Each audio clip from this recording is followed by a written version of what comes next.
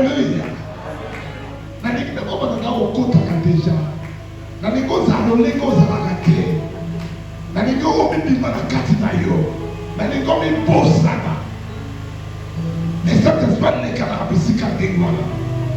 Les Saint-Esprit akutanaka na bato lolenge wana. Omilongwe. Omibosane. Omibimi. Bien. Nalingi l'exemple oyo. Molimo na nzambe abongisaki. Molimo na nzambe apreparaki. Lobi nalobaki nalobi, c'est le Saint-Esprit alobi, bozolanga mpona Barnabas botaye pembeni. Molio mosala. Nana mission, nana musala ngapesa bango. Bozwa Paul Barnabas. Yebe asalaka mashua oyo. Moto bendole sana tango oyo. Le Saint-Esprit na alobaki botela ngaye pembeni. À ceux qui vont témoigner et pénalité, on poussait par l'esprit, les hommes parlaient de la part d'eux. On poussait par l'esprit, les hommes parlaient de la part d'eux.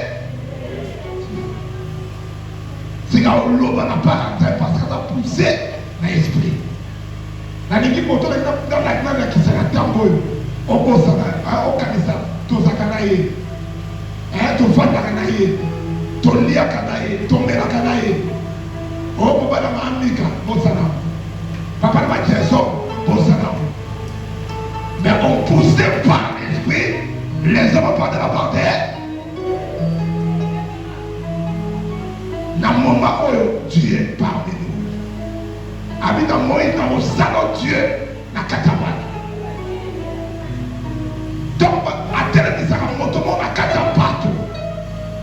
Alinakazala moto na okeseni na bato. Akomisaka moto na nzambe na kata bato. Et ce soir, ce moto moko ndima parmi nous, il y a un Dieu que le Saint-Esprit a poussé et dans mon nom qu'on a parlé de la part de Dieu. Et ma mort sala et où tu as mon sonité dans mon toté. Mais la nzambe. Il y a autant de monde qui dit non, c'est-à-dire je vais passer à Dieu. Non. Et à mon côté, et à nous. Est-ce que votre monde est marqué nous avons 4 années? Oh, mon Dieu, est-ce qu'il y a quelqu'un qui dit marqué Dieu est parmi nous? Azali? Demo dimina, demo est au côté là. Demo recevoir ce soir quelque chose de la part de Dieu. Bientôt, l'homme de Dieu, le pasteur Roger, tout dans l'assemblée, doit accueillir la honneur pour être examiné encore ce soir. On a poussé par l'esprit. Même dans mon temps aussi, on va le voir. Bien, merci beaucoup.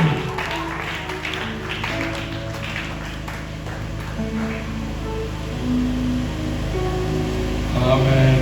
Amen. Alléluia. Amen. Il est vivant. Il est ressuscité de mort. Il est vivant. Il est ressuscité de mort. Qui? Jésus. Qui? Jésus. Qui est?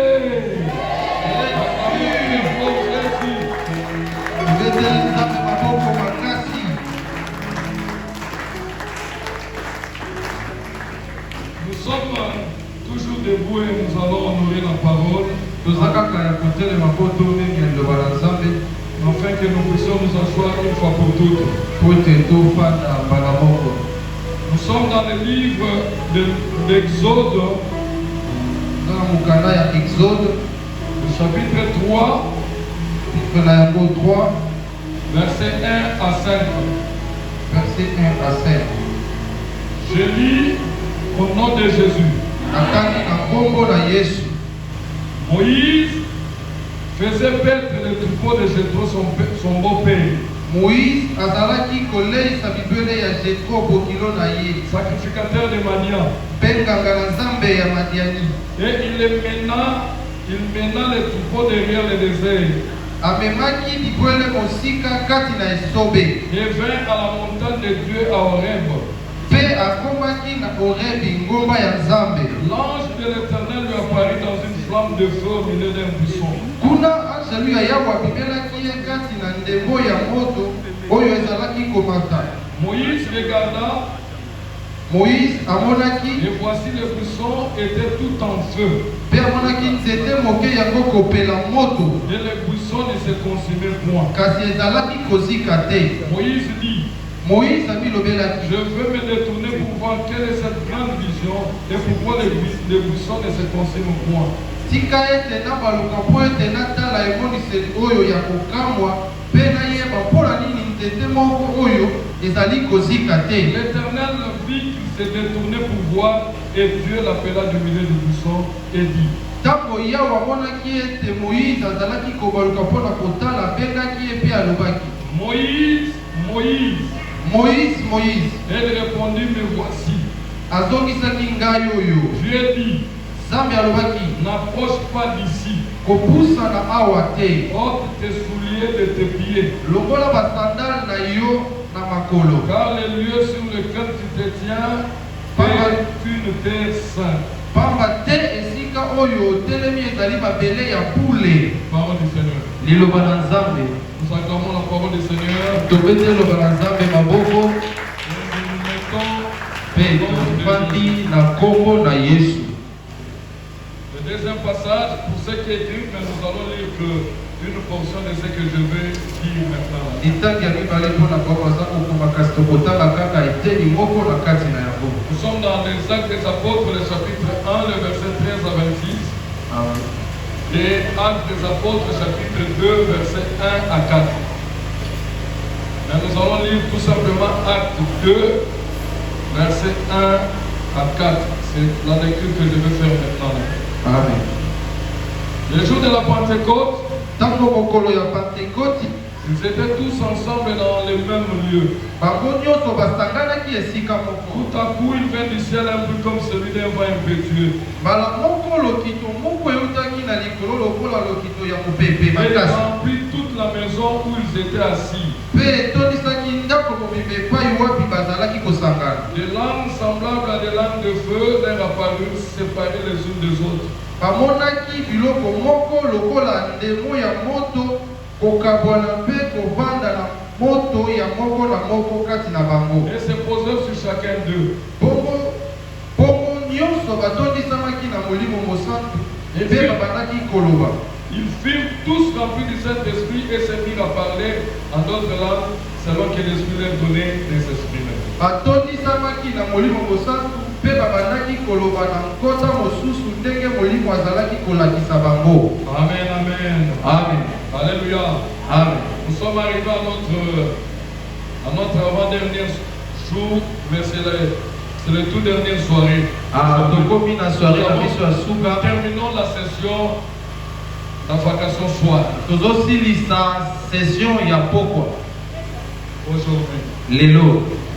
Et tu es déjà un vaillant parce que tu as tenu coup. Mpe yo ozali molongi po ete yo ozalaki kaka. Alléluia. Amen.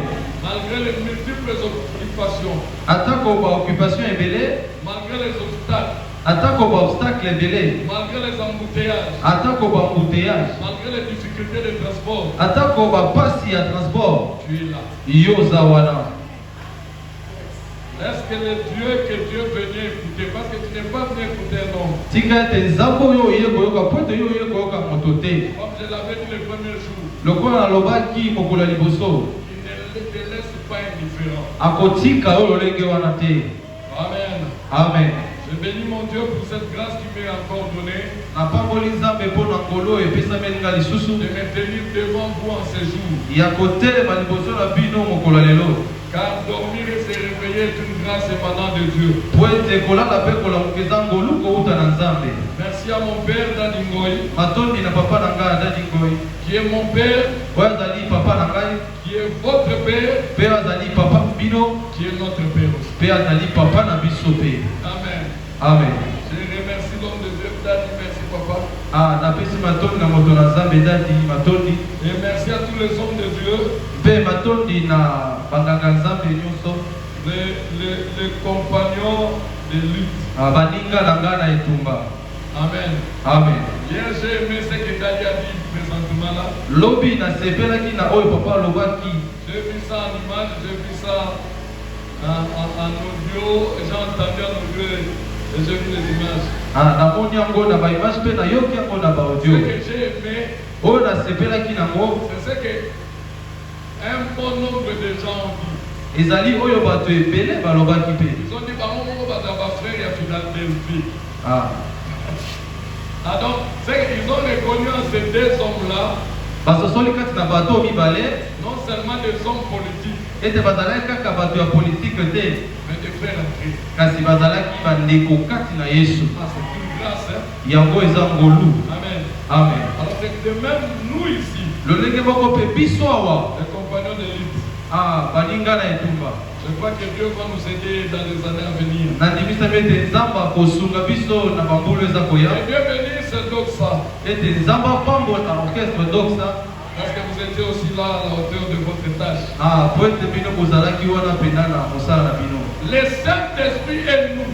molimo mosantu mpe biso Que Dieu vous bénisse, vous qui êtes présents en ce lieu. nzambe apambola mpe bino boza kati na wesika, Vous qui êtes présents en ce lieu, bino boza kati na wesika. vous êtes les nous que le Saint-Esprit a voulu parler. bozali biso oyo molimo mosantu alingaki kolobela. Vous n'êtes pas en dehors de ce programme. bozali libanda ya mabongisi oyo te. Merci aussi au service d'accueil. batondi mpe na service ya protocole. Et puis mercredi jusqu'à ce jour, elles sont là. akobanda mercredi kino lelo bango baza kaka na mosala na bango. Que Dieu vous félicite. nzambe nanga akutana na bino. Amen, amen. Amen. Le message de ce soir est intitulé message ya poko lelo yango tabengami Le buisson ardent. nzete ya moto. Merci. Buisson ardent. nzete ya moto. Je veux vraiment aller rapidement parce qu'aujourd'hui on a un programme de prière. nakolinga kokende na lombango makasi po ete lelo toza na mabongisi ya kobondela.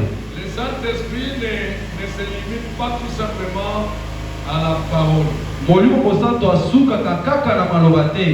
C'est ainsi qu'on dit, na boye nde balobaka là où la parole et l'esprit s'étaient accordés, bisika oyo liloba mpe molimo esanganaki, Jésus-Christ est Seigneur. yesu aza mokonzi. Il faut que la parole et l'esprit, qui est la puissance de Dieu, s'accordent. esengeli ete liloba mpe molimo oyo ezali nguya ya nzambe ekutana. Mais il est aussi important que vous ayez la connaissance de la chose par laquelle vous voulez adhérer. ezali mpe motuya bino boyeba likambo oyo kati na wapi bolingi bokota.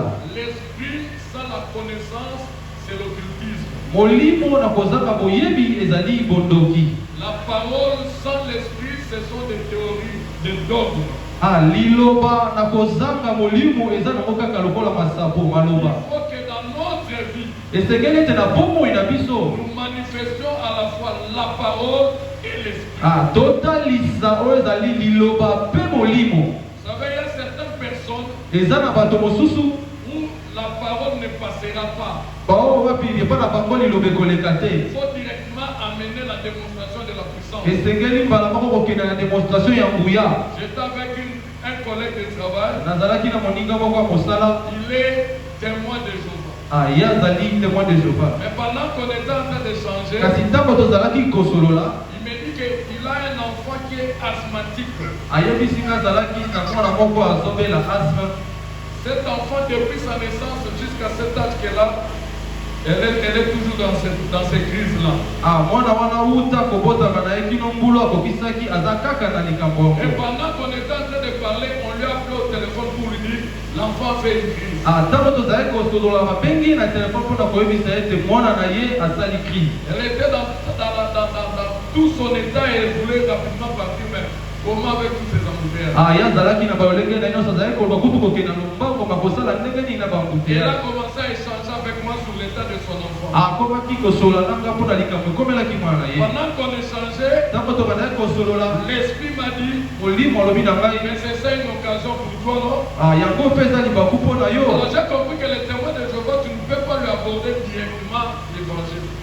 ils lisent ça, ils ont des thèmes à ne même pas comprendre. Na sosoli ete pona kosola na moto lokola témoin de Job c'est que te kokene na malba po ete bataka yango makasi. Il est borné à sortir l'argent chez les médecins. Bango basuka kaka na kobimisa mbongo epa ya minganga. Je l'ai regardé en face, je lui ai dit, Nathalie ne longi pe na lobi na ye. est-ce que tu crois que Dieu peut guérir ton enfant? Est-ce que yo zondimisa mete nzamba koki kobikisa mwana na yo?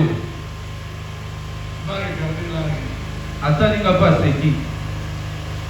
Je lui ai dit, est-ce que tu crois au don de guérison? Nayebi se ete est-ce que yo ndimelaka don ya ko guérison? Encore, il a ri. Atalinga lisusu pe aseki. Il a dit, nous on nous a appris. Ayebi singa ete biso bayekolisa biso. Et les dons sont déjà partis avec les apôtres. Ete don yango ekendaka na baapôtre. En bon, Na kamwe. je lui ai dit, bon, est-ce que tu crois que je peux prier pour ton enfant? Nayebi se ete est-ce que yo zondimisa ba ete kana koki kobondela mpona mwana na Il a yo? encore ri. Aye aseki lisusu. Alors moi j'ai dit, comme ça va. Alenga alobi ete bon. Je n'ai même plus besoin de tes consentements.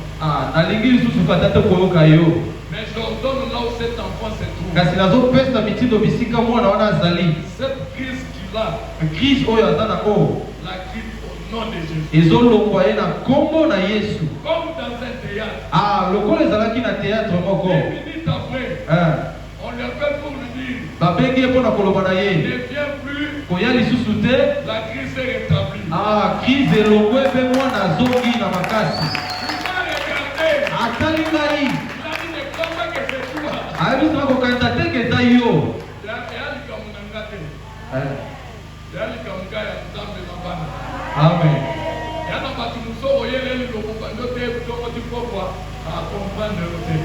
Il faut aller en action. Amen. Et ce soir, Mpe na pokwa lelo nous allons éprouver ces dieux-là. tokoeprouve nzambe wana Que le ciel s'ouvre. ete likolo efongwama. Que les dieux que tu as toujours cherché, Ete nzambe oyo olukaka ntango nyonso toujours invoqué, oyo obelaka ntango nyonso c'est Pentecôte 2025. na Pentecôte ya 2025 Ce oyo qu'il n'a pas pu faire en 2024. oyo asalaki yo te na Ce 2024 qu'il n'a pas réalisé au mois de mai. oyo akokisaki te na mois de Il mai réalise au mois de juin. akokisa yango na mois de Parce juin que c'est le mois de l'or. po ete ezali mois ya moto. Nalingi lisusu kopakisela yo emoniseli oyo Le 6e mois, 6e mois c'est le mois par lequel l'ange Gabriel était venu visiter Marie. ezali mois wapi yesu gabriel ayaki kokutana na C'est Marie. le mois Ezali mois que Marie oyo Marie avait eu la grossesse du Saint-Esprit. azwaki zemi ya molimo Et je mosantu. lève ma main, je Mpe déclare na tongo ya loboko nanga mpe que la natatoli visitation divine ete bokutani ya nzambe atteigne ekutana à ce mois de juin. ekutana na yo na mois de juin oyo Et tu rencontres la visitation divine, ete yo kutana na nzambe. pas la visitation humaine, Bokutani ya bato te mais la visitation du ciel. kasi bokutani ya Que likolo. le ciel s'ouvre. Ete likolo Que efongwama le ciel s'ouvre. ete likolo Parce efongwama que le ciel s'était déjà ouvert. po ete likolo efongwamaki deja. Ne demandons plus au Saint-Esprit de descendre. tozosenga lisusu te na molimo mosantu Mais le akita Saint-Esprit est déjà parmi nous. kasi molimo mosantu aza deja kati na Il est déjà biso au milieu de nous. aza deja katikati na biso Tant que notre go pour opérer. azozela kaka ngo na biso mpo yebanda Alors, kozala comme ça ce soir, na boye nde na pokwa je lelo vais aller rapidement. nakokende lombango Parce que nous allons prier mpo te tokobondela les buissons ardents. nzete ya moto Qu'est-ce que ça nous enseigne? yango ezotalisa biso nini Qu'est-ce que nous pouvons retenir? eloko nini biso tokoki Et kokakama qu'est-ce qui va nous aider par rapport à la prière que mpe nous nini ekosunga biso na losambo tokosala na pokwa faisons? lelo En vérité, baverité eza misato concernant ces buissons ardents. oyo ezolobela puissant ardent. Je vais parler rapidement du buisson, je vais parler de Moïse. nakolobela lombango na nzete mpe nakolobela mose. Il y a 3 vérités fondamentales ezali na baverité misato à retenir à propos de ces oyo buissons. esengeli na biso kokanga na ntina ya première ya vérité. ya liboso Ça révèle la nature de quelqu'un. ezotalisa lolenge ya moto. Le buisson, c'est quoi d'abord? nzete eza nini? Le buisson, c'est un arbre qui s'est trouvé dans le désert. ezali nzete moko ezalaki na esobe. Le buisson est différent d'un arbre. nzete eza différent eza nzete ya kokauka. C'est un petit arbre avec beaucoup de tiges. ezali nzete moko ya mokuse na bitapi ebele. Donc ce n'est pas un grand arbre avec beaucoup de herbes ainsi de suite. Ah, ezali lokola nzete ya monene te na bakasa ebele. Mais ce sont des arbres qui poussent au désert. Kasi ezali banzete oyo ebotaka na esobe. Alors le buisson Na boye nzete est presque sec, il n'y a pas de fleurs. ah ezalaka pena ya lokola ya kokauka ta likasa ezalaka te. Likasa ezalaka te Il n'y a pas de fruits. mpe mbuma ezalaka te. La première vérité à savoir, Verite ya liboso ya koyeba ces buissons se trouvaient dans un désert. nzete wana ezalaki komikuta na esobe. Et apparemment dans l'histoire on nous dit Mpe apparemment na lisolo balobi na biso qu'au désert il y a plusieurs buissons. ete na esobe ezalaka na banzete lolenge wana ebele. Mais aussi Kasi les buissons prennent feu de temps à autre par la température du soleil. nzete wana ya esobe ekufaka a cause ya moi. Donc s'il y a une température élevée, Soki température eza likolo ça peut chauffer les buissons et les buissons vont se consumer. ekoki kochauffe buisson mpe buisson ekoki kozika. Mais la différence, Mpe bokeseni c'est ce que nous allons parler. yango nde tokolobela awa. Les buissons se consument. Nzete emelamaka na moto, Les buissons prennent feu. nzete ezwaka moto. Mais ici nous parlons du buisson ardent. Kasi awa tozolobela nzete oyo epeli moto. Ardent, c'est ce que dit mon frère interprète, c'est le feu. Arda ezali kotalisa oyo tozolobela moto. L'une Moko des caractéristiques du Saint-Esprit, ya makambo ezotalisa molimo mosantu c'est le feu. ezali moto. Aujourd'hui, ce soir, je vous l'annonce. Lelo na poko lelo nazoloba na bino Il m'a dit ceci. alobi na nga boye Il va se révéler akomimonisa par le feu. na moto Par le feu. na moto. Je ne sais pas comment il va le faire. nayebi te lolenge kani ye akosala Je ne ngo, sais pas comment il va opérer. nayebi te lolenge nini ye akosala. Mais moi-même, j'avais vu le feu. Kasi ngai moko namonaki moto M'a orienté par le feu. atalisaki ngai ete nakende nzela ya moto. Et toi, aie la foi de vivre le feu. Mpe yo mpe ezala na kondima ya kopika moto. La première vérité Verite ya liboso est que le buisson ardent symbolise la divinité. ezali ete puissio arda ezotalisa bozambe, La présence de Dieu. bozalisami na nzambe. Le buisson ardent, Nzete ya moto symbole ezotalisa de la présence de Dieu présence, bozalisami ya nzambe et de la puissance de Dieu mpe nguya ya nzambe dans un environnement chaotique. na esika moko makambo nyonso eza ya kokufa.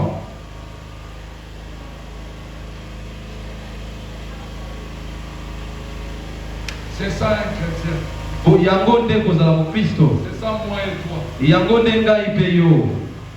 Nous étions des buissons Tozalaki banzete sans fleurs, oyo ezangaki makasa, sans fruits, oyo ezanga ata mbuma, sans référence. oyo ezanga ata référence. C'est ça un païen. Yango nde mopagano.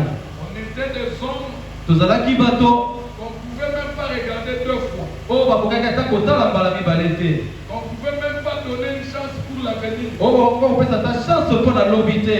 Mais lorsque Dieu est descendu sur le buisson, Kasi ntango nzambe akitaki likolo ya nzete, le buisson a eu une certaine valeur. nzete wana ezwaki lisusu valeur mosusu. C'est-à-dire Dieu est descendu dans le buisson. elingi koloba ete nzambe akitaki na nzete, Il a marqué à la fois sa présence atalisaki bozalisami na ye et sa puissance. mpe nguya na ye. J'aimerais te dire, nalingi koloba na yo et lorsque nous recevons Jésus dans nos vies, ete ntango biso toyambaka yesu na bomoi na même biso, quand le Saint-Esprit vient, na ntango wana kaka nde molimo mosantu mpe eyaka il instaure sa présence afandisaka bozalisami na ye et en même temps sa puissance. mpe lolenge moko nguya na ye. Dans quel environnement? Na esika nini? Dans un environnement chaotique. Na esika oyo ekufa, Dans une famille compliquée. na libota moko komplike, Dans un pays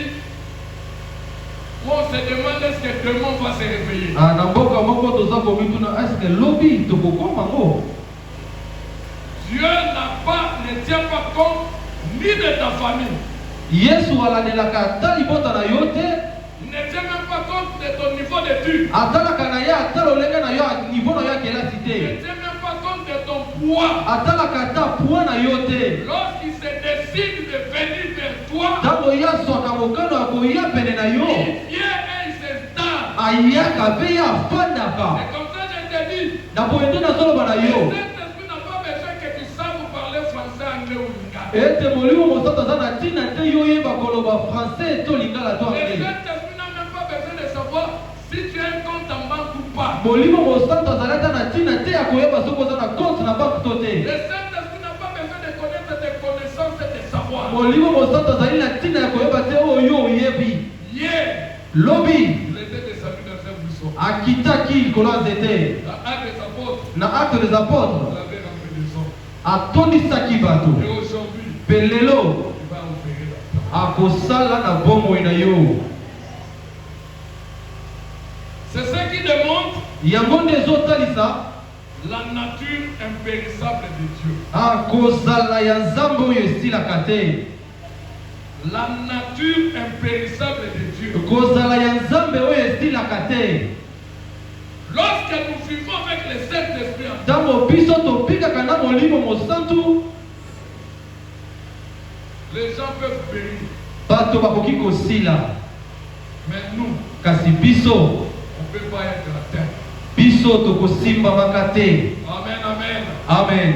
Tu sais ce que je suis en train de te dire? Oyebi oyo nazoloba na yo, Je veux que tu adhères à ça. nalingi yo okota kati na yango. Tu dis que ça c'est moi. Omilobela ete oyo ezali ngai, Ça c'est moi. oyo ezali ngai. Et quand tu dis ça c'est moi, Mpe ntango yo ozolobela ete oyo ezali ngai, dans ton cœur tu dis Saint-Esprit j'ai besoin de ça. milobela na motema na ete molimo mosantu naza na bosenga na yango. J'ai vu des vidéos Namoni bavideo dans les tempêtes qui avaient lieu aux États-Unis. na bambonge oyo ezalaki na États-Unis, Les maisons ont été brûlées. bandako ezikaki. Mais quelque part j'avais vu une maison Kasi esika moko namonaki mpe ndako moko dont le feu était passé. oyo moto elekaki yango. La maison n'était même pas brûlée. Ndako wana esimbamaki te, La ezikaki personne te. a gardé tous ses biens intacts. Moto wana abatelaki biloko na ye nyonso. On a pris les images à partir du drone. Bazwi baimage kolanzama na drone likolo. Il n'y a que Dieu qui peut faire ça. Eza kaka nzambe nde akoki kosala yango. Eza kaka nzambe nde akoki Et kosala la yango. maison qui n'avait pas eu feu, Mpe ndako oyo ezwaki moto ce te, n'est pas la maison d'un occultiste. ezalaki ndako ya nganga te. Parce que les maisons de Rambo, de Sylvestre, Stallone et comme ça, tous ces occultistes avaient plus feu. Mpe bo bandako ya bato oyo nyonso toyebi bato na kisi bazwaki Personne moto. qui n'avait pas eu feu, Kasi moto ndako na ye ezikaki te, c'est la maison d'un enfant de Dieu. ezali ndako ya mwana na nzambe. Lorsque nous croyons à ça, Ntango tondimaka na yango, nous allons croire aux paroles qui nous disent ceci. tokondima na maloba oyo ezoloba na biso Et boye. 1000 tombent à mon côté, Mili bakokweya na ngambo na yo, 10 000 à ma droite. mpe 10 000 bakokola na loboko na Moi, mobali. Roger, Kasi ngai Frank je ne serai jamais atteint. nakosimbamaka te. Et 1000 tombent à mon côté. 1000 bakweya na ngambo na Et nga, 10 000 tombent à ma mpe droite. 10 000 bakola na loboko ya Moi, mobali. je ne serai jamais atteint. Ngai nakosimbamaka te. Pourquoi? Mpo na nini? Parce que tu es un buisson ardent. Po ete ozali nzete ya moto, Tu es un buisson ardent. ozali nzete ya Parce moto. que Dieu est venu poser sa présence et sa puissance. Po ete nzambe ayaki kotia nguya na ye mpe bozalisami na ye. Dieu est venu installer sa présence et sa puissance. Yawe ayaki kotia bozalisami na ye mpe nguya na ye. C'est la nature. Ezali kozala, Cette nature, kozala yango, c'est une nature impérissable. ezali kozala oyo esilaka te. La deuxième vérité, Verite ya à mibale, propos du buisson ardent, na kotala nzete ya que moto, vous puissiez encore retenir nalingi yokanga lisusu que le buisson est symbole de la forme mystérieuse de Dieu. ete nzete ezali kotalisa lolenge ya mystère ya nzambe. On a passé un programme ici très merveilleux encore. Tolekisaki babongisi moko ya malamu lisusu koleka, Que l'on sache que Dieu est Dieu. bayeba ete yo ozali nzambe. Et il y avait quelque chose qui était dit, Mpe ezalaki na eloko moko elobamaki, c'était à savoir, ezalaki ya koyeba si Dieu fait ce que l'homme fait, soki nzambe asali oyo moto azosala, Dieu n'est plus Dieu. nzambe aza lisusu nzambe te. Amen. Amen. Alléluia. Amen. Si ce que Dieu peut faire, Soki oyo nzambe akoki kosala, l'homme peut le faire, moto akoki kosala yango, Dieu ne fait plus. nzambe asalaka lisusu te.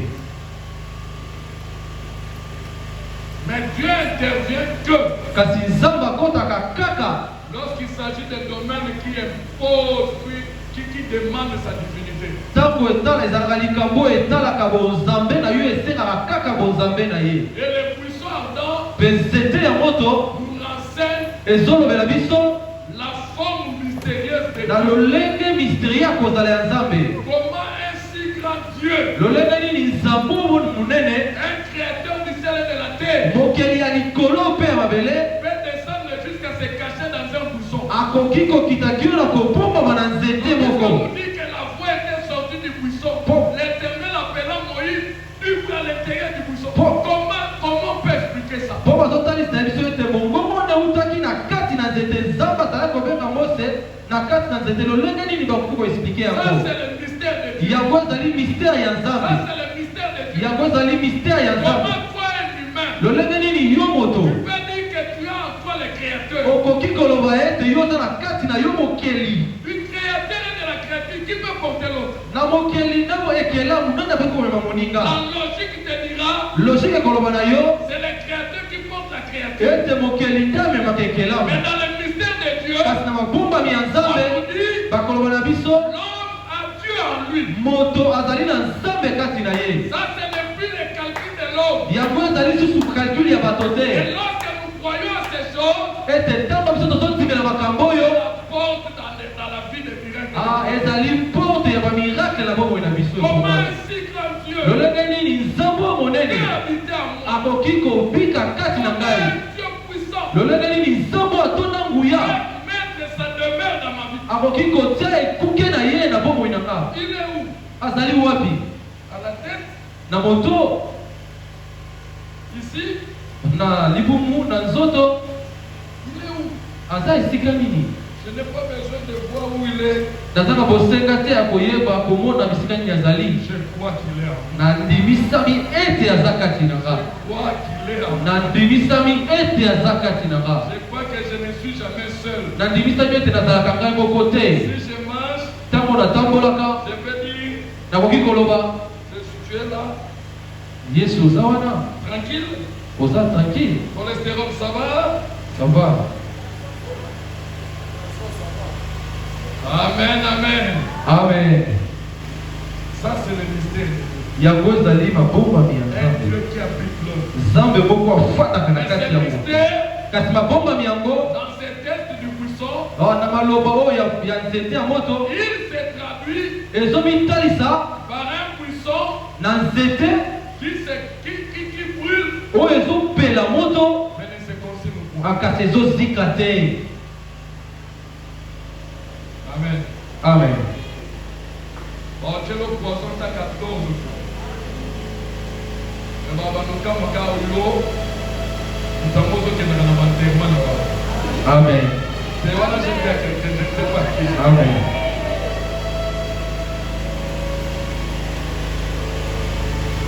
Bakangi bango mono nyonso bayebi ke no bino famille tokangi yango. Mais bakamona ntango lamuka na ntongo wana suri ya koleka kutu na famille ya kamona. Amen. Amen. Amen. Oh, alléluia. Amen. Alléluia. Amen. Moyebi wana yembaki alobi kitidi na bango esimbi te. soki omoni na ntongo bakangeli elongi yebaki na kopesa na ye esimbi te. so omoni ka bato bakomi oyinosa cause seke bakalkile na bango ezani esimbi te. esimba te mpona nini mpona ozamona papa na bino te. esimba te mpona nini po ete nzambe aza kati na ngai. oyebi ntango oloba natali bato mosusu balobi natuni eza mpona nde biloko teopela na moinani tolongwana na natuni eza mpona nini namoni bato bacebo te aza kuna te azawa Amen. omoni kotya boye seke mikolo mosusu mpo bandoganga yawe oyo oyo bayebiso te eza mosusu bador moto eganga obimi oke na mangengenge yawe te oyo bato baoka na mangengenge nzambe akopesona na gloire. Amen. Il y a des choses que les gens peuvent aller chercher à la montagne. eza na makambo bato bakoki kokende koluka na ngomba. C'est pas mauvais d'aller à la retraite dans une montagne. eza mabe te kokende na retraite na ngomba. Mais c'est de comprendre est-ce que tu ne vois pas que tu cherches que de Dieu t'attend où tu es parti par le Saint-Esprit. ezali akoyebete est-ce que ozokende mpo tozoluka nzambe yo mpo tozokende na etinda ya molimo mosantu Tu vas brûler. okopela Tu auras des difficultés. okozala mapasi Là, j'aimerais te dire la vie chrétienne ne nous exempte pas de malheur. awa nalingi koloba na yo ete bomoi ya bokristo ozolongola biso na mapasi te La vie chrétienne ne nous accepte pas de défis. bomoi ya bokristo ozolongola biso na badefi te Mais le malheur viendra. kasi mawa mpe pasi ekoki Les koya épreuves viendront. baepreuve ekoki koya Mais l'Éternel nous en délivrera. kasi nzambe akokambolaka biso Et kaka puis il y aura toujours le dernier mot. ye nde akozalaka kaka na liloba ya suka Le chômage frappera dans nos vies. kozanga mosala ekoki kobeta na bomoi na biso Le nous frappera. bobole ekoki kobeta biso Et nous ne quitterons pas ce monde. kasi biso tokolonga mokili oyo te Que le ciel puisse ouvrir les écluses du ciel. nakozanga ete likolo efongwama mafingisa ya lola Et qu'il puisse nous bénir. ete pambola biso Parce que le dernier mot po ete liloba ya suka n'appartient pas à la famille. ezalaka na libota Le te dernier mot liloba ya suka n'appartient pas à l'église. ezalaka na eklezia pe Le te dernier mot liloba ya suka n'appartient pas à la nation. ezalaka na engumba Le te dernier liloba mot ya suka appartient à celui qui est en moi. ezalaka na oyo aza kati na ngai Celui qui est en moi. oyo aza kati na ngai Pleure, lela pleure, lela pleure. lela Gémis lela na yo à la fin. kasi na suka Souviens-toi de ton Créateur. kanisa mokeli na yo Pleure. lela na On yo m'a volé. oyo bayibi ngai J'ai perdu ça. oyo nabungisi eloko soko yo lela Mais ne va pas visiter un magicien. kasi kokende kokutana na nganga songolo te Après avoir pleuré, nsima ya kolela il y a un Dieu qui habita autrefois le buisson. ezali na nzambe moko azalaki kofanda lobi na nzete Un objet. oyo ezali eloko Et aujourd'hui, kasi lelo il avait décidé ye azwaki mokano d'habiter dans ta vie. ya kofanda na bomoi na yo Cela relève yango ezotalisa de la nature insondable de Dieu. oyo ezali lolenge ya kozala ya nzambe oyo biso tokoki koyeba te La première nature, j'avais dit c'est quelle nature? lolenge ya liboso nalobaki ezali lolenge nini La nature impérissable. ezali lolenge oyo estilaka te La nature impérissable. lolenge oyo estilaka te L'amour de Dieu dans notre vie est impérissable. bolingo na nzambe kati na biso yango esilaka te Dans le désert, Dieu est avec nous. na esobe yesu aza na biso La deuxième nature, mpe ya mibale c'est la nature insondable de Dieu. ezali lolenge ya nzambe oyo moto akoyeba te Qui se révèle oyo etalisamaka dans un buisson qui brûle mais ne se consume na pas. nzete oyo ezopela moto kasi eza kozika te Que tu peux dire à celui qui a nalingi yo loba na moto aza pembeni na yo le Saint-Esprit, na molimo mosantu tu es semblable à un dessin animé. yo ozali lokola dessin animé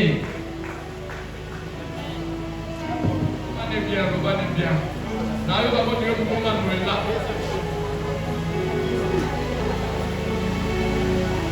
Dans l'histoire du Saint-Esprit, na lisolo moyo mosantu tu es semblable à un dessin animé.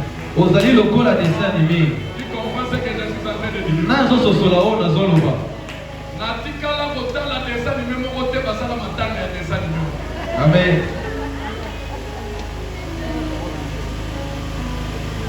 Tayebi bilo musuko kotosala nana kotisa bilo bebele ya mbongo na ngana tata musubela. tome jésus Voilà. Bakokitisela tala mwana munene. Tui akomi papa na neti papier boye. azongi bakokotisa to hôpital à 6 mois. oui Na 7e mois bakona moto abimi baotala bo or ye tonga aye te. amen Na sepeli na kolege moko bakoselaki makambo alongole na mosala. Me ntango tokokutana na matanga moko ye bato bakomotala balobi or est-ce que chomel azala na santa boye alobi okomprendre yango te. Epi bato mosusu bakatondike bie eza na mosala oui oui te bie na mosala te amen bie eza na molimo. amen amen namona basommer na bien bonne santé batravailler maigrichon okomi tuna obime eya mbongo ya krisi to ya moyeki.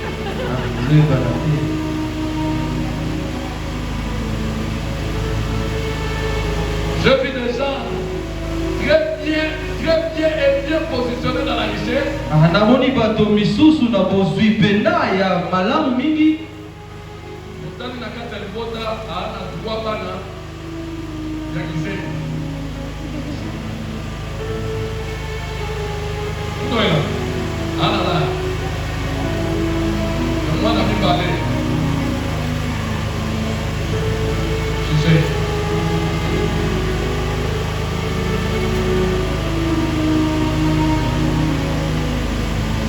La nature est sondable de Dieu. lolenge ya nzambe oyo moto akoki koyeba te.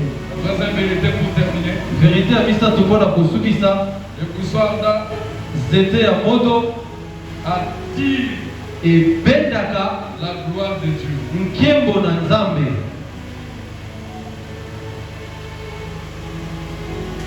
Moïse a vu le buisson Mose amonaki nzete ya moto comme tout buisson qui brûle. lokola banzete nyonso epelaka moto, Mais il a encore bien regardé. kasi atalaki lisusu malamu Il a compris que depuis que le buisson est en train de brûler, ça se consume pas. asosolaki ete uta nzete ezali kopela moto eza kosika kaka te. C'est ce qui a fait qu'il puisse venir. Yango nde esalaki ete ye aya La puissance du Saint-Esprit en nous kuya molimo mosantu kati na biso fait que les gens viennent vers nous Et- pour voir Dieu. ekosala ete bato baya pe na biso mpona komona nzambe kati na biso. Dans un des apôtres que j'ai lu, Na acte des apôtres totalaki tout ce bruit qu'il y a eu Dieu, makelele wana nyonso ezalaki c'était pour que les gens puissent venir là où ils étaient dans la chambre. ezalaki po ete bato bayeba na koya bisika bango bazalaki. Lorsque le Saint-Esprit est pleinement dans ma vie, dans ta vie, dans nos vies, Ntango molimo mosantu atomisamaka kati na bomoi na nga mpe ya yo, il y a quelqu'un qui pourra venir me demander quel est ton secret. eza na moto moko akoya kaka kotuna yo sekret na yo ezali nini.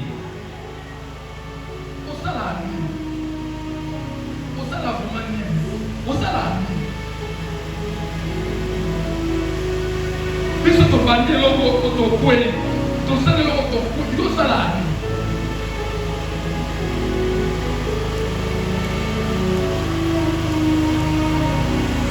Tazolobela bino abanda mosala sans me commandement de l'emploi. Amen. Ça c'est joli, hein? Yango ezali malamu. Je n'ai rien à communiquer de leur monde que c'est possible, hein? On va dire que dans ta frère, on ne peut pas faire. Amen. Et aux autres, on a trop au sang, mais d'ailleurs, non, j'ai beaucoup pas fait. Mais de moi, on ça, c'est maintenant 42 ans. Aux ans, neti ndoki, neti. Si bakomi otelemela na nzambe na biso mpo na yo. Mais lorsque les puissants brûlent et ne se consument pas, Kasi ntango nzete epelaka mpe ezikaka te, lorsque le Saint-Esprit agit en nous, ntango molimo mosantu asalaka kati na biso, les gens doivent venir. bato esengeli baya pene na biso. Les gens doivent venir par étonnement. Bato esengeli baya po ete bazokamwa. Lorsque Pierre et les apôtres ont eu à faire des miracles parce qu'on n'a pas de temps, on doit prier. Ntango Pierre na baapôtre mosusu basalaki likamwa, Et c'est encore Paul quelque part. ezalaki mpe Paul esika mosusu. À Athènes, les gens criaient, les dieux en forme de hommes sont descendus sur nous. Na Atene bato bakangaki banzambe na lolenge ya bato bakiti kati na biso. Okufa te, Amen. okufa te, Amen. okufa te. Amen. Koleka na mokili oyo te. Amen. Sake baloba nzambe atitya. Amen. Bazoloba nzambe ya nzambe te, mais bamono balobi yo te nzambe. Nzambe ya moto. Tu es moto, mais tu es nzambe. Amen. Eza te mpona mema na lolendo. Amen. Eza mpona etalisaka te ya solo. Oyo nazalaki lobi. Amen. Eza oyo na lelo te. Amen. Parce que oyo naza lelo, c'est tu es impuissant, mais qu'on a mis le feu.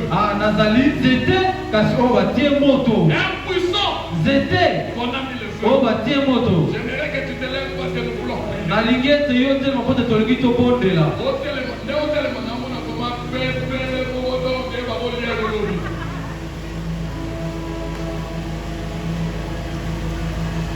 Tu es impuissant. Ozali nzete.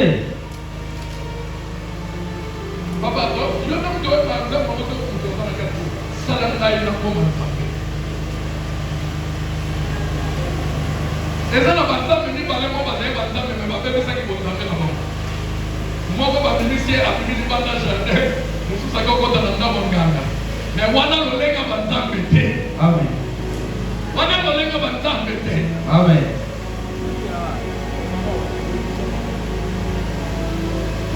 Ça, c'est donc que les chansons pour t'amener dans l'atmosphère du Saint-Esprit. yango eza kaka banzembo esengeli kozala na bozindo ya kolia kosaka otali depuis 42 ans. Le même commandant de l'époque. Mais Pentecôte est comme que nous avons aussi la Pentecôte de Pentecôte en 2026. Mais dis-nous, tu avais